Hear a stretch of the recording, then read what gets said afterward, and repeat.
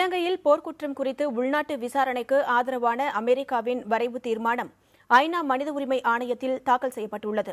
America, Britain உள்ளிட்ட நாடுகளுடன் இலங்கையும் இணைந்து கொண்டு வந்துள்ள இந்த வரைவு தீர்மானம் இலங்கைக்கு ஆதரவாக அமைந்துள்ள நிலையில் ஈழத் தமிழர்கள் மீண்டும் ஒருமுறை ஏமாற்றப்பட்டுள்ளார்கள் என இலங்கையைச் சேர்ந்த தமிழ் தலைவர்கள் அதிருப்தி தெரிவித்துள்ளனர்.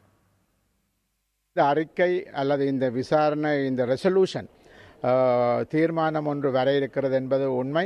அந்த தீர்மானம் என்பது ஒரு டயலூட்டட் வெர்ஷனாகத்தான் வர இருக்கிறது என்பது உண்மை. அவ்வாறு இருந்தாலும் கூட இதனை கொண்டு நடத்துவதற்கான அந்த கிரவுண்ட் சிச்சுவேஷன், உள்ளுக்கு இருக்கக்கூடிய கள நிலைமைகளில் மாற்றம் ஏற்பட்ட இராணுவம் வெளியேற்றப்படாவிட்டால் மக்கள் சாட்சியம் அளிப்பதற்கான சூழ்நிலை இருக்காது. சாட்சியம் அளிப்பதற்கான சூழ்நிலை இல்லாவிட்டால் இந்த விசாரணை என்பது புஷ்வானமாகிவிடும். அமெரிக்காவினுடைய இந்த வரைவு அறிக்கையை நாங்கள் நிராகரிக்கின்றோம்.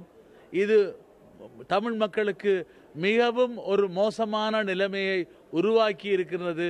இது எங்களுக்கு மீண்டும் ஐக்கிய நாடுகள் சபை எங்களுடைய முதுகிலே குத்தி இருக்கின்றது, சர்வதேசம் குத்தி இருக்கின்றது.